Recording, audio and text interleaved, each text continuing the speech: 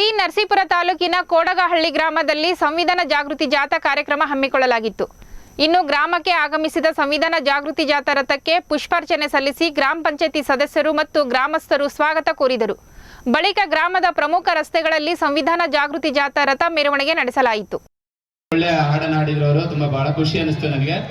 ನಾನು ಈಗ ನಂಜನಗೂಡು ತಾಲೂಕಿನ 45 ಪಂಚಾಯಿತಿಗಳಲ್ಲಿ ಸಂವಿಧಾನ ಜಾಗೃತಿ ಜಾಥಾವನ್ನ ಕಾರ್ಯಕ್ರಮ ಮುಗಿಸಿಕೊಂಡು ಮತ್ತೆ ತಿರ್ಗಾ ಇಲ್ಲಿ ಟಿ ನರಸೀಪುರ ತಾಲೂಕಿನಲ್ಲಿ 36 ಪಂಚಾಯಿತಿಗಳಿದೆ. ಈ 36 ಪಂಚಾಯಿತಿಗಳಲ್ಲಿ ಈ ಕಾರ್ಯಕ್ರಮನ ನಾವು ಹಮ್ಮಿಕೊಂಡಿದ್ದೀವಿ. ಇನ್ನು ನಾಳೆ ಬರೀ 3 ಪಂಚಾಯಿತಿಗಳು ಮಾತ್ರ ಇರೋದು. ಇವತ್ತು 2 ಪಂಚಾಯಿತಿಗಳಲ್ಲಿ ಇನ್ನು ಬಾಕಿ ಇದೆ. ನಾನು ಈ ಒಂದು ಜಾಥಾ ಕಾರ್ಯಕ್ರಮದ ಬಗ್ಗೆ ಮಾತಾಡಕ್ಕೆ ಹೇಳ್ಬಿಡ್ತೀನಿ ನಿಮಗೆ. ಈ ಜಾಥಾವನ್ನ ಯಾಕೆ ಹಾಕೊಂಡ್ರು ಅಂತಂದ್ರೆ, ನಮ್ಮ ಕರ್ನಾಟಕ ರಾಜ್ಯ ಸರ್ಕಾರದವರು ಅಂಬೇಡ್ಕರ್ ಬರೆದಂತ ಸಂವಿಧಾನ, ಆ ಸಂವಿಧಾನದಿಂದ ಯಾರೆಲ್ಲ ಉಪಯೋಗ ತಗೊಂಡಿದ್ದಾರೆ, ಆ ಸಂವಿಧಾನದಿಂದ ಏನೇನಾಗಿದೆ ಅಂತ ಜನಕ್ಕೆ, ಕೆಲವೊಂದು ಜನಕ್ಕೆ ಎಲ್ಲರಿಗೂ ಗೊತ್ತಿರುತ್ತೋ, ಕೆಲವೊಂದು ಜನಕ್ಕೆ ಅದು ಆ ಮಾಹಿತಿ ಸರಿಯಾಗಿ ತಲುಪಿರ್ಲಿಲ್ಲ. ಮತ್ತೆ ನಮ್ಮ ಕರ್ನಾಟಕ ರಾಜ್ಯದ ಎಲ್ಲ ಜನರಿಗೆ, ಗ್ರಾಮೀಣ ಭಾಗದ ಎಲ್ಲ ಜನರಿಗೆ ಸಂವಿಧಾನದ ಬಗ್ಗೆ ಅರಿವು ಮೂಡಬೇಕು. ಆ ಸಂವಿಧಾನದ ಆಶಯಗಳು ಏನಿದೆ, ಆಶೋತ್ತರಗಳು ಏನಿದೆ ಅಂತ ಜನರಿಗೆ ತಿಳಿಸಬೇಕಾಗಿತ್ತು. ಅದಕ್ಕೆ ಘನ ಸರ್ಕಾರ, ಮಾನ್ಯ ಸಮಾಜ ಕಲ್ಯಾಣ ಸಚಿವರು ಮತ್ತು ಮಾನ್ಯ ಕರ್ನಾಟಕ ರಾಜ್ಯದ ಮುಖ್ಯಮಂತ್ರಿಗಳು ಒಂದು ವಿಶೇಷವಾದಂತ ಒಂದು ಕಾರ್ಯಕ್ರಮ ಇದು. ನೋಡಿ, ಜನರಿಗೆ ನೋಡಿ ಸಂವಿಧಾನದ ಆಶಯಗಳೇ ಗೊತ್ತಿರ್ಲಿಲ್ಲ. ಸರ್ಕಾರ ಯಾವ ತರ ನಡೀತಾ ಇದೆ, ಸರ್ಕಾರ ಶಾಸಕಾಂಗ, ಕಾರ್ಯಾಂಗ ಮತ್ತು ನ್ಯಾಯಾಂಗ ಯಾವ ತರ ವ್ಯವಸ್ಥೆ ಇದೆ, ನಮ್ಮ ಸಿಸ್ಟಮ್ ಅಲ್ಲಿ ಯಾವ ತರ ನಡೀತಾ ಇದೆ, ಅದರ ಕಾರ್ಯಕಲಾಪಗಳೇನು, ರಾಜ್ಯ ಸರ್ಕಾರದ ಒಂದು ಏನು ವ್ಯವಸ್ಥೆ ಇದೆ, ಯಾವ ತರ ಕೆಲಸ ಮಾಡ್ತಾ ಇದೆ, ಕೇಂದ್ರ ಸರ್ಕಾರ ಯಾವ ತರ ಕೆಲಸ ಮಾಡ್ತಾ ಇದೆ, ಮತ್ತೆ ಸರ್ಕಾರದ ಯೋಜನೆಗಳು ಯಾವ ರೀತಿಯಾಗಿ ಜಾರಿ ಆಗ್ತಾ ಇದಾವೆ, ಅದು ಹೇಗೆ ಜನರನ್ನ ಹೇಗೆ ತಲುಪ್ತಾ ಇದೆ ಅನ್ನೋದನ್ನ ತಿಳ್ಕೋಬೇಕಾಗಿತ್ತು. ಅದಕ್ಕೆ ಈ ಒಂದು ಕಾರ್ಯಕ್ರಮನ ನಮ್ಮ ಕರ್ನಾಟಕ ರಾಜ್ಯ ಸರ್ಕಾರ ಹಮ್ಮಿಕೊಂಡಿದೆ. ಅದರಲ್ಲಿ ವಿಶೇಷವಾಗಿ ನಮ್ಮ ಸಮಾಜ ಕಲ್ಯಾಣ ಇಲಾಖೆ ಮಕ್ಕಳಿಗೆ ನಾವು ಸ್ಕಾಲರ್ಶಿಪ್ ಕೊಡ್ತೀವಿ, ಹಾಸ್ಟೆಲ್ ವ್ಯವಸ್ಥೆ ಇದೆ, ತುಂಬಾ ಒಳ್ಳೊಳ್ಳೆ ಸ್ಕೀಮ್ಗಳನ್ನೇ ಇದೆ ನಮ್ಮಲ್ಲಿ ಇದರಲ್ಲಿ ಸಮಾಜ ಕಲ್ಯಾಣ ಇಲಾಖೆಯಲ್ಲಿ.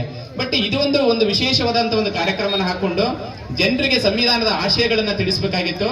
ಮೊದಲನೇದಾಗಿ ನಾನು ಹೇಳ್ಬಿಡ್ತಾ ಇದ್ದೇನೆ, ಭಾರತದ ಸಂವಿಧಾನವನ್ನ ರಚನೆ ಮಾಡತಕ್ಕಂತ ವಿಶ್ವಜ್ಞಾನಿ ಡಾಕ್ಟರ್ BR ಅಂಬೇಡ್ಕರ್ ಅವರು ಒಂದು ಮಾತನ್ನು ಹೇಳ್ತಾರೆ, ನೀನು ಎಷ್ಟು ಓದ್ತೀಯೋ ಅಷ್ಟು ಓದಿದಷ್ಟು ನಿನ್ನ ಶತ್ರುಗಳು ನಿನ್ನ ಸೋಲ್ತಾರೆ ಅಂತ ಹೇಳ್ತಾರೆ. ಅವ್ರು ನೋಡಿ, ಎಷ್ಟು ಒಂದು ಒಳ್ಳೆ ಮಾತು. ಎಷ್ಟು ಓದ್ತೀಯೋ ಅಷ್ಟು ನಿನ್ನ ಶತ್ರುಗಳನ್ನ ನಿನ್ನ ಸೋಲಿಸಬಹುದು. ಬರೀ ನಾವು ಯುದ್ಧ ಮಾಡಿ ಆಗ್ಲಿ, ಅವ್ರನ್ನ ಬೈಯೋದ್ರಿಂದ ಆಗ್ಲಿ, ಮತ್ತೆ ಅವ್ರನ್ನ ನಾವು ತೆಗಳೋದ್ರಿಂದ ಆಗ್ಲಿ ಅವ್ರು ಸೋಲೋದಿಲ್ಲ. ನೀನು ಎಷ್ಟು ಓದಿ ಜ್ಞಾನವನ್ನ ಪಡೆದುಕೋತೀಯೋ ಅಷ್ಟು ನಿನ್ನ ಶತ್ರುಗಳು ನಿನ್ನ ಸೋಲಿಸ್ತೀಯ ಅವ್ರನ್ನ ಅಂತ. ನೋಡಿ, ಅವ್ರು ಎಷ್ಟೊಂದು ಒಳ್ಳೊಳ್ಳೆ ಮಾತುಗಳನ್ನು ಹೇಳಿದ್ದಾರೆ ಅಂದ್ರೆ, ಭಾರತದ ಸಂವಿಧಾನದಲ್ಲಿ ಇರ್ತಕ್ಕಂಥ ಪೂರ್ವ ಪೀಠಿಕೆನ ಎಲ್ಲ ತಾವೆಲ್ಲ ವಾಚನ ಮಾಡಿದ್ರೆ ನೋಡಿ, ಭಾರತದ ಸಂವಿಧಾನದ ಪೂರ್ವ ಪೀಠಿಕೆ ಎಷ್ಟು ತುಂಬಾ ಚೆನ್ನಾಗಿದೆ ಅಂತಂದ್ರೆ, ಆ ಒಂದು ಸಂವಿಧಾನದ ಒಂದು ಹೃದಯ ಇದ್ದಂಗೆ ಅದು. ಸಂವಿಧಾನದ ಒಂದು ಹೃದಯ ನೋಡಿ, ಭಾರತ ಒಂದು ಸಾರ್ವಭೌಮ ಸಮಾಜವಾದಿ ಜಾತ್ಯತೀತ ಪ್ರಜಾಸತ್ತಾತ್ಮಕ ಗಣರಾಜ್ಯ ಅಂತ ಹೇಳ್ತೀವಿ. ನೋಡಿ ಎಷ್ಟು ಚೆನ್ನಾಗಿ ಅದರಲ್ಲಿ ಹೇಳಿದ್ದಾರೆ ಅಂತಂದ್ರೆ, ಭಾರತ ಒಂದು ಸಾರ್ವಭೌಮ ರಾಷ್ಟ್ರ ಅಂದ್ರೆ ಭಾರತ ದೇಶವನ್ನ ಯಾವುದೇ ಒಂದು ಇನ್ನೊಂದು ದೇಶ ನಮ್ಮನ್ನ ಅಸ್ತಿತ್ವದಲ್ಲಿ ನಮ್ಮ ದೇಶದ ಇದರಲ್ಲಿ ಹಸ್ತಕ್ಷೇಪ ಮಾಡೋ ಹಾಗಿಲ್ಲ. ಭಾರತದ ಒಂದು ಸಾರ್ವಭೌಮ ರಾಷ್ಟ್ರ ಅಂದ್ರೆ ಯಾವ ದೇಶವೂ ನಮ್ಮನ್ನ ಕೆದಕೋ ಆಗಿಲ್ಲ. ಯಾವುದೇ ಪಾಕಿಸ್ತಾನ ಆಗ್ಲಿ, ಬಾಂಗ್ಲಾದೇಶ ಆಗ್ಲಿ, ಇನ್ನೊಂದು ರಾಷ್ಟ್ರ ಆಗ್ಲಿ ನಮ್ಮ ದೇಶವನ್ನ, ನಮ್ಮ ದೇಶದಲ್ಲಿ ಹಸ್ತಕ್ಷೇಪ ಮಾಡೋ ಹಾಗಿಲ್ಲ. ಅದಕ್ಕಿಂತ 1947 ಮುಂಚೆ ಏನಾಗಿತ್ತು, ನಮ್ಮ ದೇಶ ಸಾರ್ವಭೌಮ ರಾಷ್ಟ್ರ ಆಗಿರ್ಲಿಲ್ಲ. ಅದಕ್ಕೆ ಇನ್ನೊಂದು ಸಾರ್ವಭೌಮ ಸಮಾಜವಾದಿ ರಾಷ್ಟ್ರ ಅಂತ ಕರೀತಾರೆ. ನೋಡಿ, ಭಾರತ ಒಂದು ಸಾರ್ವಭೌಮ ಸಮಾಜವಾದಿ ರಾಷ್ಟ್ರ ಅಂತಂದ್ರೆ ದೇಶದಲ್ಲಿ ಇರ್ತಕ್ಕಂಥ ಎಲ್ಲ ಪ್ರಜೆಗಳು ಸಾಮಾಜಿಕವಾಗಿ, ಆರ್ಥಿಕವಾಗಿ, ಶೈಕ್ಷಣಿಕವಾಗಿ ಮತ್ತು ಎಲ್ಲದರಲ್ಲಿ ಈಕ್ವಲ್ ಆಗಿರ್ಬೇಕು ಅಂತ.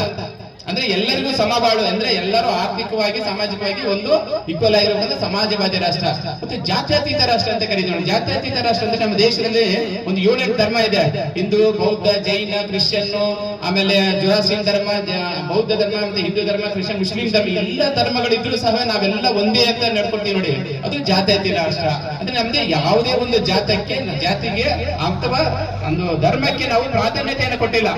ಎಲ್ಲಾ ಧರ್ಮಗಳನ್ನು ನಾವು ಅನುಸರಿಸ್ತಾ ಇದೀವಿ ಅಂತ. ಭಾರತ ಸಾರ್ವಭೌಮ ಸಮಾಜವಾದಿ ಪ್ರಜಾಸತ್ತಾತ್ಮಕ ಗಣರಾಜ್ಯ ಅಂತ ಕರಿತೀವಿ ನಾವು. ಅಂದ್ರೆ ಪ್ರಜಾಸತ್ತಾತ್ಮಕ ಗಣರಾಜ್ಯ ಅಂದ್ರೆ ನಮ್ಮದ ದೇಶದ ರಾಷ್ಟ್ರಪತಿ ಮತ್ತು ಚುನಾಯಿತ ಪ್ರತಿನಿಧಿಗಳನ್ನ ನಾವು ಪ್ರತ್ಯಕ್ಷ ಮತ್ತು ಪರೋಕ್ಷ ಚುನಾವಣೆ ಮೂಲಕ ಆಯ್ಕೆ ಮಾಡುವುದರಿಂದ ನಮ್ದು ಒಂದು ಪ್ರಜಾಸತ್ತಾತ್ಮಕ ರಾಷ್ಟ್ರ ಅಂತ.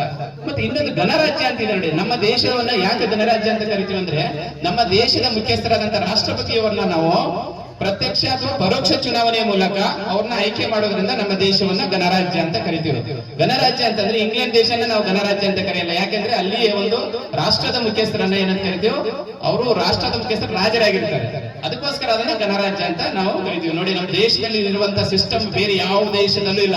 ನೋಡಿ, ಇಷ್ಟೆಲ್ಲ ನಾವು ಎಲ್ಲ ಒಟ್ಟಿಗೆ ಕೂತ್ಕೊಂಡು ಇಷ್ಟೆಲ್ಲ ಸಹೋದರತ್ವ ಬಾಳ್ವೆಯಿಂದ ಮಾಡ್ತಾ ಇದೀವಿ ಅಂತಂದ್ರೆ ಅದು ಭಾರತದ ಸಂವಿಧಾನ ಶಿಲ್ಪಿ ಡಾಕ್ಟರ್ ಬಾಬಾ ಸಾಹೇಬ್ ಅಂಬೇಡ್ಕರ್ ಕೊಟ್ಟಂತ ಸಂವಿಧಾನದಿಂದ